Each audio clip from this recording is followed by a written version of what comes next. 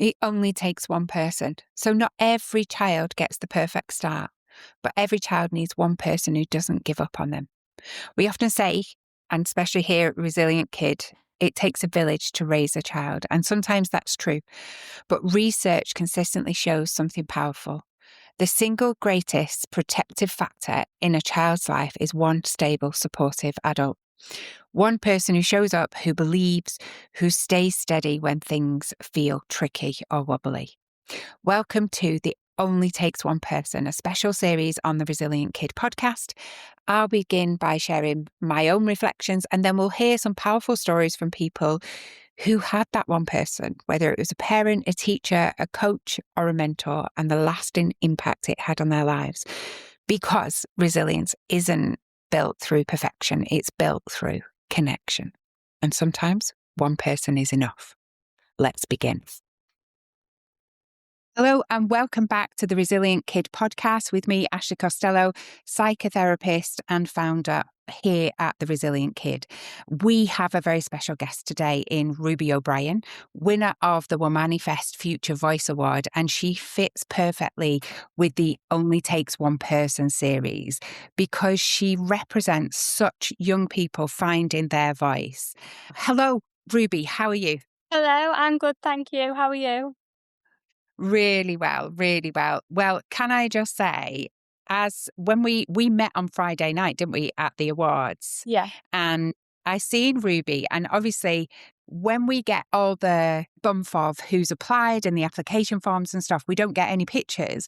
And it was really weird because the VIPs went into the bar before the actual award start, and I seen you and I was like, I just knew that was you. Like, A, you looked amazing in your dress, but also it was one of them where I was like, you are such a confident, quietly confident, but confident young woman. And I just thought, the stuff that you do, that it had to be you. It absolutely had to be you. So tell me, Ruby, tell the audience a little bit about what you do.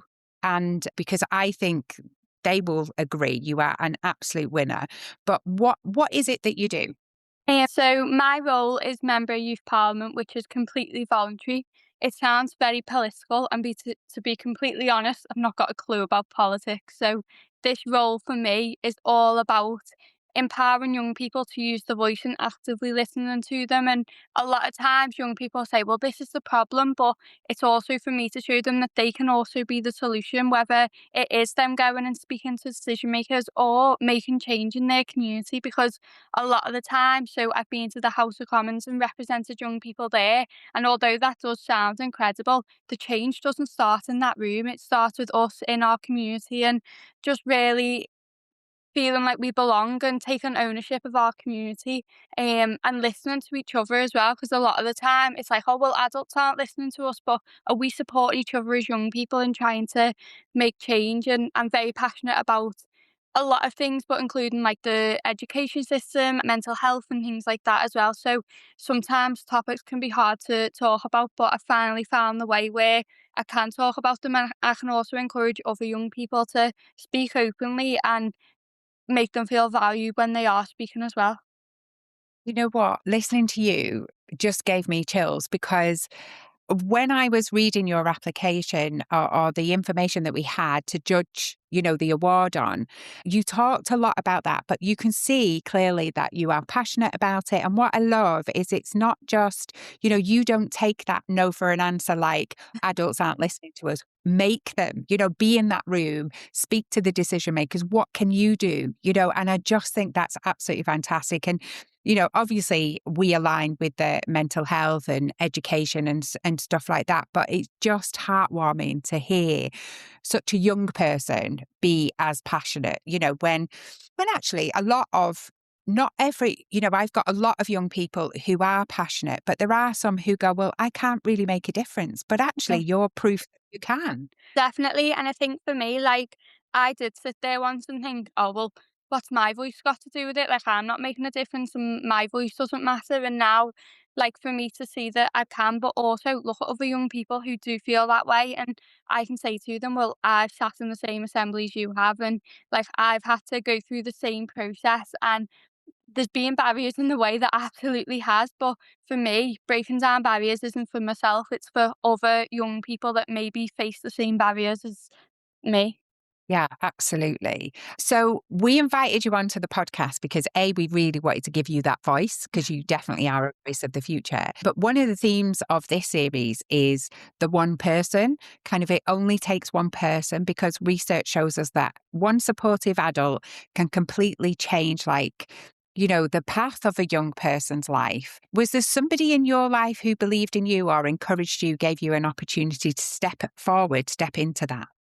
Yeah, so I always speak about a youth worker called Jack, and he's part of the Knowsley team, and he is just incredible. So, year 10 of school, my sister was groomed, and I absolutely couldn't look at any males. Like, I wouldn't stay in the same room or anything like that. And I'm a young carer for mum and dad, so I remember our boys saying, "Oh, there's this half activity on, we want to go to it." So I was like, "Right, okay." So I walked them down to it, and this Jack was at the door, and when I say, like, he laughs now because I say he is the most tall alpha male scouse person you'd know, and I was, like, petrified looking at him. I was actually trembling. I was like, "I can't leave my boys there," but the boys wanted something to do, and if I didn't take them, I'd be the worst person in the world. So Yeah. I took Yeah. them, and he said to me, "You're not coming in," and I was like, "No, no, I can't do that." And for me, it wasn't only about there being males around, but being a young carer, you grow up so quickly. And it didn't make sense for me to be in a room of young people. Like, for me, that was never an option. So I went, and then I came back, and our boys turned around and gave me Jack's number on a piece of paper and said, "Can you phone this number? It's Jack. He wants to take us on a trip." And I thought, I am not letting some strange man that we've just met take my two boys on a trip. It's not happening. But again, like, it was what the boys wanted. They didn't really have any kind of respite. So I was like, well, I need to let them go. So I phoned Jack, literally typing the number in, shaking. And he was really lovely on the phone, but he said, "Rube, we've got a space. Why don't you come with us?" And in my head, I was like, I can't go because of my fear, but I feel more safe if I was there to be with the boys and see the boys. So I went, and we were sat on we went to, I think it's called Go Ape or something like that, and you're climbing really tall trees, so I was petrified anyway. And then we were on the bus on the way back, and there was girls sat at the back, and I was sat in the minibus. I think there was me, three other girls, Jack and another youth worker. And Jack had said, "Oh, why don't you tell Ruby about the youth cabinet?" And I was like, "Youth cabinet?" I was like, "I'm not going to that." And I remember them telling me, and it wasn't like a bit like, "Oh, like, it sounds good," and they have boss opportunities, but I was like, "I can't do that, like, I need to be in the house, and also I'm not that clever." And I remember Jack saying to me, "Just come, it's an hour out of the house, like, it'll take away from your caring responsibilities, you need this." So I was like, "Right, okay." So I went, and, like, didn't speak for the first 2 sessions, which now is unbelievable because I don't shut up. Like, I always speak. But I went, and it was such a like, it was weird for me. I'd never been in a group with young people my age doing, like, kid things, and I know it sounds mad, but as a young carer, you don't really get that opportunity. So I went anyway, and I did enjoy it. So I went back, and I started speaking, and then the youth parliament elections came up, and I remember Jack saying to me, "You're going for it?" And I went, "No, why would I go for it? Like, I've not got a clue. I'm not clever, and I'm not political." And I could have listed so many reasons not to go for it, and not one reason to go for it. And Jack said to me, and I always hold these two words, "Why not?" And I was like, "What?" He was like, Why not? I don't get why you don't go for it. Even if you don't get it, like, it's a good opportunity, it's a good experience." So I'd stumbled and stumbled, and then it came to a point where there weren't many young people in Knowsley running for it. So it was either my area wasn't represented, which in a lot of cases, Knowsley is underrepresented when it comes to decision making and things like that, or put my big girl knickers on, and I just applied for it. So I'd done it, and I got youth parliament, and I just, like, it's still surreal now. I've been doing it for 2 years. I finish at the end of this month. It's been the best 2 years of my life, and I absolutely wouldn't have been doing anything I was doing, or would have been at the awards on Friday night, if it wasn't for Jack. And I think, considering I wouldn't stay in a room with any male, for him to be the, like, reason for my story, and my journey is just incredible, and I say I owe my whole life to him. Like, he honestly started what has just been the best 2 years of my life. You know what? How lovely. And not only has he, just with those 2 words, like, why not? Like, if not you, then who's Yeah. gonna do it, Ruby? You absolutely, like, you've smashed it. Mm. Absolutely smashed. But also he's seen you just as a young person, not as a carer, not as somebody's, looking after the boys. And I love the fact that one of my besties is from Liverpool, and we always say "our," like meaning Yeah. any of in our family, it's like our Pat, our kid, our whatever, and she's the same. So I loved, like, it was dead heartwarming then to listen to you say my boys.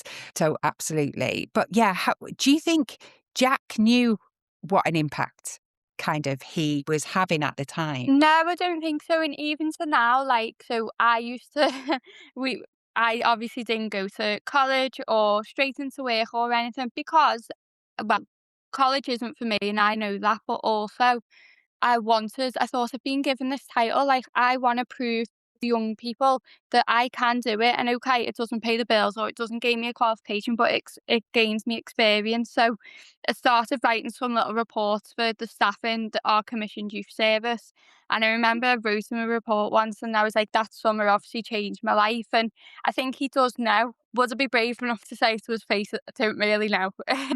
But he honestly, like, I feel like he should know how much of an impact he's had, and, like, I'm just one person he works with, so imagine how many young people he's had such a big impact on, and so I wanna be a youth worker when I'm older because of people like Jack, and other youth workers in our service are just incredible, and I think I surround myself with them because if I seen a quote and it was like, "Surround yourself with people that you wanna grow up to be like," so I absolutely am endorsing every second of that, and trying to be around them so I can learn the ways and see what they do. And I think if I can have an impact on a young person's life that Jack had on me, then I feel really like my job's done. Oh, that is amazing. Do you know what, as well? Maybe we'll send him the podcast, Go Jack. Um, What kind of helped you develop? Because it sounds to me like, I was going to say you were the average kid. You weren't, because I think the role that a carer takes is huge. And like you say, you grow up so quickly. You're thinking about, everything. Like when you go to school, you're still thinking about what we're having for dinner. Have I got to put washing in? Yeah. How is everybody you care for, and things like that. And that's constant. And so you're not thinking about Snapchat or meeting up with mates, or, you're thinking about the other kids in the family, all that kind of stuff. But it sounds like, at that time, you're in assemblies, probably listening to some boring ones, getting on with the work that is school and stuff. How did you develop the confidence to speak up? Like you do, very confidently, you are very articulate, and kind of, how did that come about that you suddenly then became the speaker of young people? It's amazing. So I think for me, it definitely took time. So my thing was always seeing injustice, and if something isn't right, I'm doing something about it because if not me, when? But also, young people had seen that I'd been elected for this area, and I thought that's a lot of young people looking to me to be like, well, you're here in decision making meetings and doing this, and I didn't want to let anyone down, and I am a yes person and I am a people pleaser, but that's not necessarily always a bad thing because I think it gives me the drive. And I think when I see other young people, so going into schools was the big like yes mark for me. I remember going into a school literally at the back of my house, and the kids were asking for pictures and signatures, and I was like, I'm just a girl from Kirby. I was like, what's going on? I couldn't believe it. I was like, just starstruck. And they were like, oh, teacher's been showing us videos and you've been in the House of Commons and you've done this and you've done that. And I was like, but what? Like, it just baffled me. And I remember saying to the kids, I said, look, one of the kids says, I wish I could be like you. I said, you absolutely can. I said, I can touch my bedroom window from this school.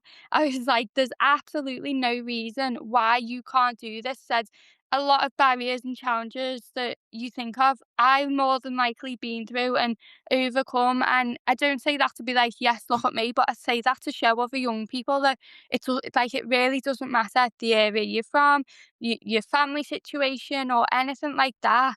it is so, so important that you have this self-belief. You have this one person who's made this difference, and if I can be that one person for any other young people, that's what gives me the confidence and the motivation to keep going and to stand up and to speak. And when I'm having a hard day and I have to go into a meeting, I don't sit there and think, "Oh, it's a really rubbish day." I sit there and think about them kids in that school, or think about the kids who this injustice, like, they're struggling from that injustice. So it really, like, knowing that I'm helping other young people is my healer, really. It's amazing. And, you've probably come over more barriers than most as well, being a young carer. Tell me Tell me a little bit about, because you've just launched a new campaign, haven't you, this week? So tell us a little bit about that campaign. Yes, so the campaign is to raise £20,000 to get an accessible lift onto the Epstein Theatre. So I hosted the Now Festival in there, which is a children's mental health festival run by the NYA team. I am in Liverpool, and they said, they were like, "Will you host it?" And I was like, "Yes, amazing, I'd love to." And there was this school, Sandfield Park, just an incredible school, and a lot of them are wheelchair users.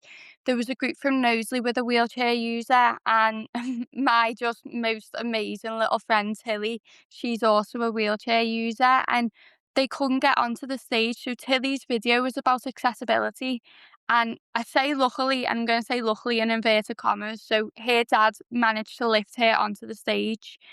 But for the other young people, that wasn't possible. So no, like, the stage for me gives me this passion, this drive, but this feeling of being valued. Like, I can't tell you, I've got goosebumps thinking about it, but the feeling you get when you're on stage and people are looking at you and listening to you and, like, clapping and applauding you, like, that is just insane. That feeling you can't buy. So for them young people not to experience that broke my heart. And their messages, by the way, absolutely, like, they were powerful no matter if they were on the floor, on the stage, or in the street. Like, what they were saying was incredible. But it didn't feel right that I had that opportunity to go on stage and other young people didn't because of their access needs. So I went to the Epstein and I was a little bit cross at first. I was like, "Look," I said, "this isn't good." I said, "We speak about accessibility and this, like, isn't happening for young people. Like, what is going on?" Truthfully, the Epstein were a little bit upset and they said, "Look, like, they're privately owned now, which means the council don't fund any of it. They are genuinely the most gorgeous team. Like, they are really trying, but money is the struggle." So I thought, look, they are the People's Theatre in Liverpool. Like, if you ask anyone about a theatre in Liverpool that belongs to the people, it's the Epstein. So for me, I was like, I need to do something to help. So I launched this campaign. I've got a video on my phone. And I was like this, like, yes or no, do a press launch, and a press launch. And I was like, why not? And the backing and the support has been incredible. I've got meetings later on today about fundraising. And for me, it's not my campaign. So yes, I've launched it. Yes, my name's on it, but it's the city's campaign. Absolutely, it's about accessibility, because it is important to say accessibility is a right, like, it's not an option. So it shouldn't be a second-hand thought. It should have been a thought when everything is getting put into place. But it's also about two other things for me that really strike home. So the first one is Liverpool and even the wider community coming together and making a difference and showing that when we all unite in this belief that everyone deserves the same right and the same access, we can make a change and we can make it happen. But young people are my heart. Like, I, like, eat, sleep, drink, breathe, like, empowering young people. So I want to show that young people often get negative press, but it's not like this. Look at all of these young people, youth groups, dance groups, making a change, fundraising, and, like, shouting that, yeah, we are young people, we are making a change because this is being set up and we want to help that. So absolutely, it's about accessibility, and we will get that lifting for our young people. And performers and creatives, no matter age or mobility needs or anything like that. But we will also shine a positive light on young people to say, look, it's been set up by a young person. Young people are empowering and supporting it. Look what incredible people that they are.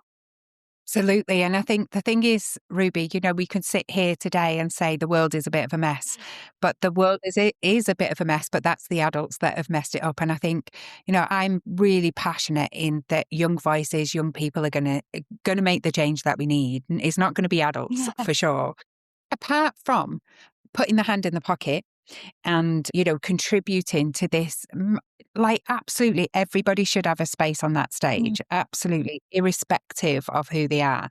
What do you think that young people most need from adults around them right now, as well as donate?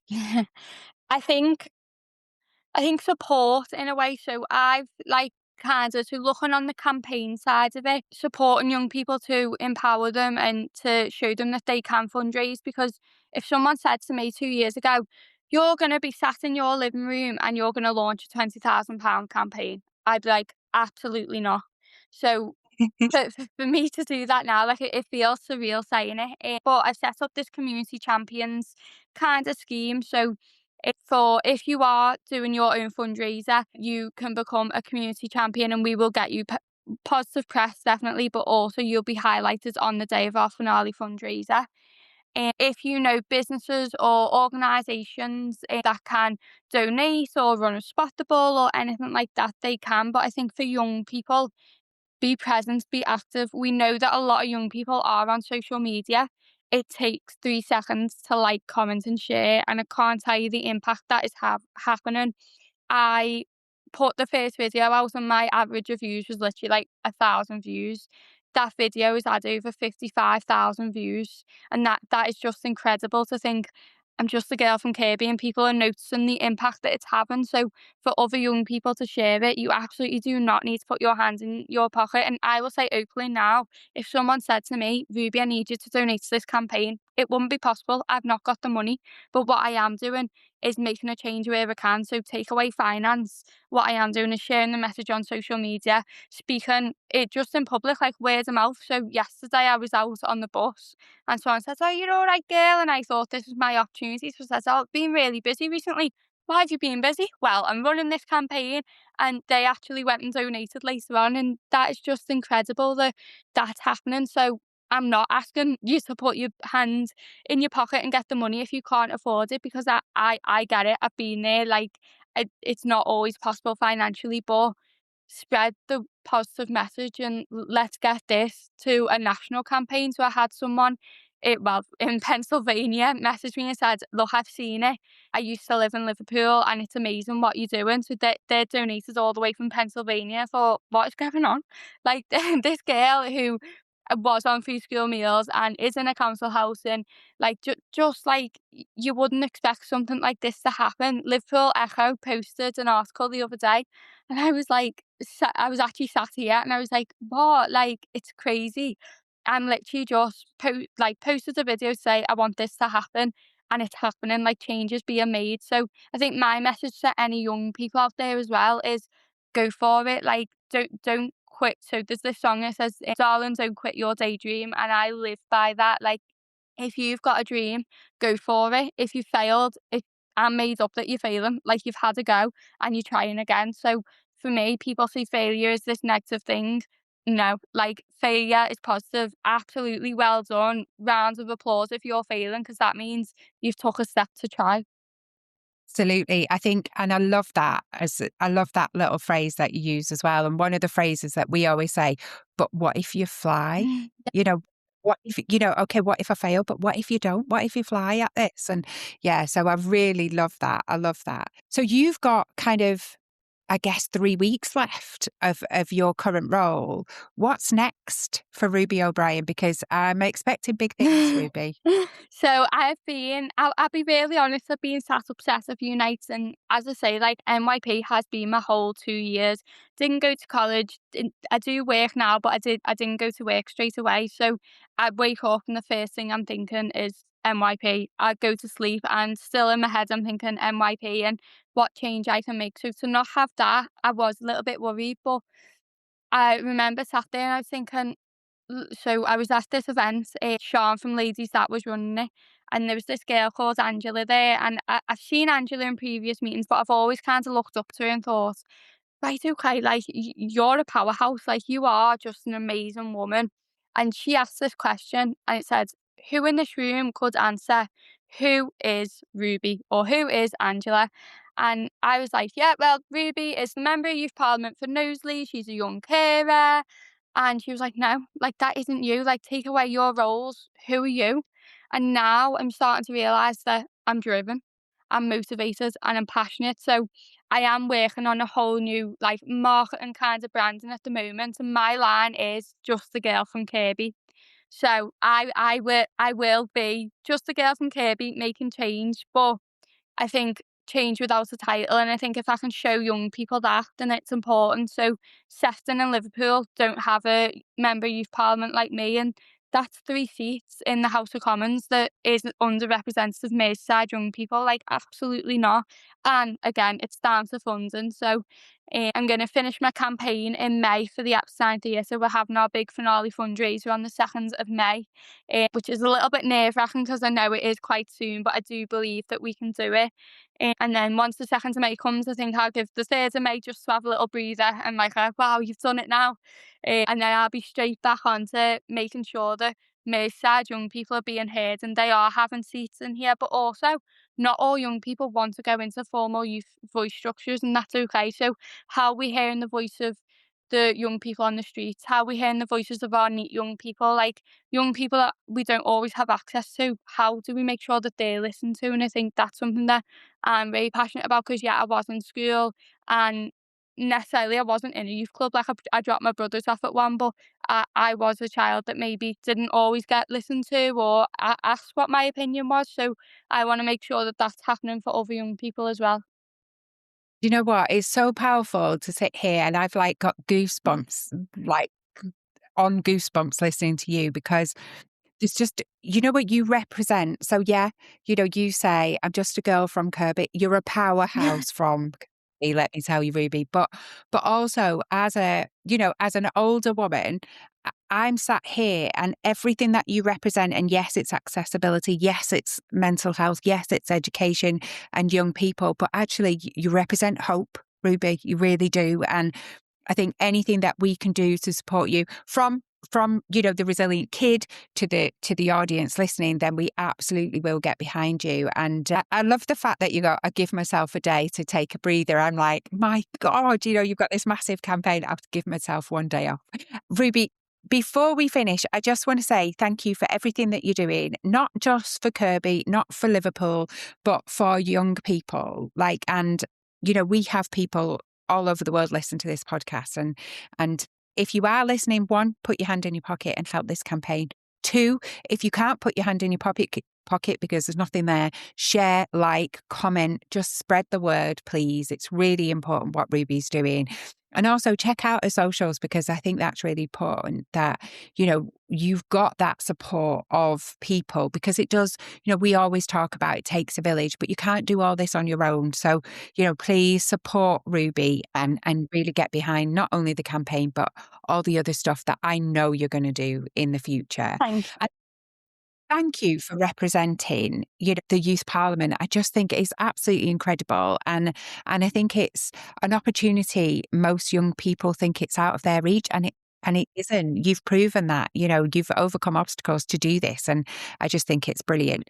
I kind of wanted to finish on, though, a few words from you to people like Jack, because I often, we talk about sometimes for young people as a psychotherapist, my big thing is, you know what, just listen, Yeah. just see and listen, because sometimes that's all young people need. Yes, of course, we need, they need support, they need help, things like that. But actually, to be heard and to be seen, I think is a really valuable thing, whether it's on big stages or whether it's just sat in somebody's office or on the bus, it really does not matter. So what would you say to people like Jack who have been that person for a young person in this world that's kind of bobbing along and thinks nobody cares? What would you say to those kind of people? Don't think there are any words that could express the amount of gratitude that I have for people like Jack, but I just think, like, obviously, thank you. Like, I can't thank couldn't even speak. I couldn't thank Jack enough. Eh, know that you're making an impact. Like, yeah, these people who are making an impact don't give themselves credit. So they absolutely empower me and empower other young people and say, yes, well done, you're doing it. But for them to know that they're doing it as well and they've made an impact. And I think stop and reflect and look at this kid who wouldn't speak and wouldn't even go in to sign a consent form is now like basically there every day. Seeing people like Jack and other people, but also like wanting to spend that time. And I think young people vote with their feet, don't they? And the fact that he's got young people going back, and yeah, so I just think if you are the Jack in the world and you are helping young people, thank you, but also thank yourself. Like, it's really important that you see the impact that you're having. Ruby, I just want to say thank you to you because you're having huge impact, not only on young people, but people my age that are listening to you and are really inspired, and you are absolutely a voice of the future. So listeners, please look out for Ruby O'Brien. Go and find her on the socials. We'll put it in the show notes. She is absolutely a powerhouse and brings lots of hope to sometimes, which is quite a tricky world to navigate. So Ruby, thanks very much for joining us, and come and see her. She's just agreed before, so I can say this, hopefully I can say this out loud now. Come and see her at the teen tent at Womanifest, because she's gonna host like she's gonna do a talk there, or maybe host a little workshop. But bring the teens and come and meet Ruby in person.